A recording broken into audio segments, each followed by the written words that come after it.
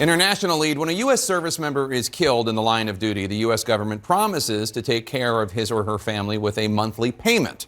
That Gold Star family is also then eligible to receive part of an insurance plan if they have been paying into it. But there's a catch. For every dollar that the grieving family receives from one plan, the U.S. government holds back a dollar from the other. It's called the widow's tax. And right now, Congress could end it, though it's not clear if they will.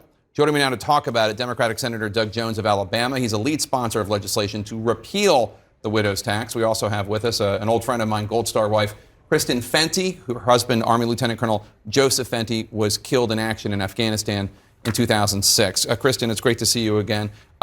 For people who may not have heard of the widow's tax before, explain how this affects your family, you and your daughter.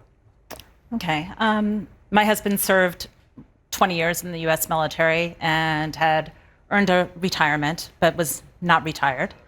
He was killed in Afghanistan, and in the days following his death, in fact, before he was buried, I was asked to make a selection about how I would receive my daughter's benefit, receive the survivor benefit attached to his retirement. And it was rather confusing to me. In fact, when they said we're here to discuss survivor issues, my heart leapt because I thought they meant there were survivors, but no. It was the survivor benefits, and essentially my husband's benefit is offset by $1,319 a month. I had the choice to take the benefit in my name for my life with an offset, or take it in my daughter's name until she reached the age of majority or graduated from college. I actually did a break-even analysis, and I think the break-even for me, because my husband had been in so long and earned a higher retirement, was like age 72. But there were VSOs who said to me, Kristen, there's strong legislation on the Hill. It's going to pass in this session. Take the benefit in your daughter's name. It will revert to your name, and you'll have it for life. You were told this in 2006, the legislation will. 2006. And here's the thing. For 18 years, people have been trying to get legislation like the kind you have introduced passed into law, and it hasn't happened. Why do you think this time it might? I think this time because we've got overwhelming bipartisan support. There's 76 co-sponsors in the Senate, 3/4 of the United States Senate, 381 in the House. It was passed and put in as part of the House National Defense Authorization. It's in conference now. Last week, a couple of weeks ago, we passed a resolution in the Senate that passed 94-0, instructing the folks in the Senate to put it in the NDAA. It would have passed 100-0, but I got a few folks out running around in Iowa and New Hampshire. But it has got overwhelming support. Everybody, I think now, Jake, recognizes that for 40 years, we have neglected our duty and our obligation to the very people that served us and gave us their all. And let's point out that one of the reasons you guys are here right now is because we want there to be awareness for people who are working behind closed doors on this national defense bill that this is an issue that could be resolved. For people out there who don't understand, Kristen,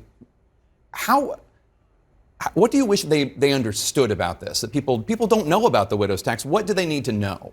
Well, they need to know that it's an earned and purchased benefit. It's earned through years of service and deferred compensation contributions while on active duty.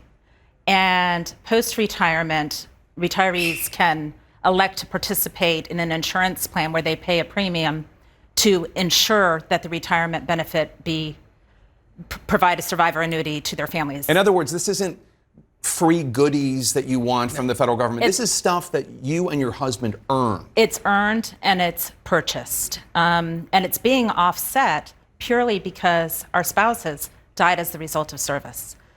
The benefit that is paid to survivors for the loss of their spouses in service is paid in order to hold the government harmless. It's an insult that we are being asked then to forfeit a portion of our survivor benefit. We're not asked, we're told that we will. And in essence, our dead spouses purchased their own indemnity payment.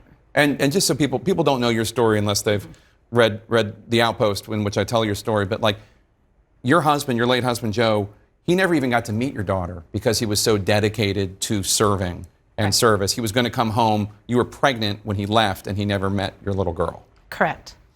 Senator Jones, critics say that the cost is the barrier for getting this passed. It has an estimated price tag of $5.7 billion over 10 years. Right.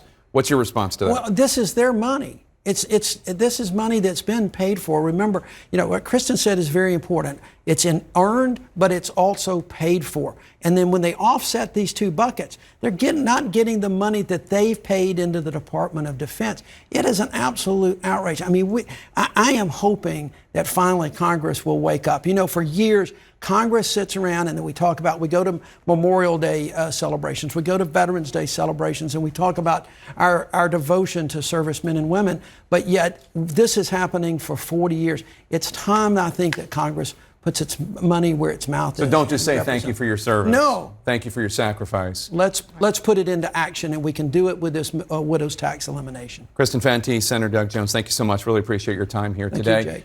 Let's hope the people were listening.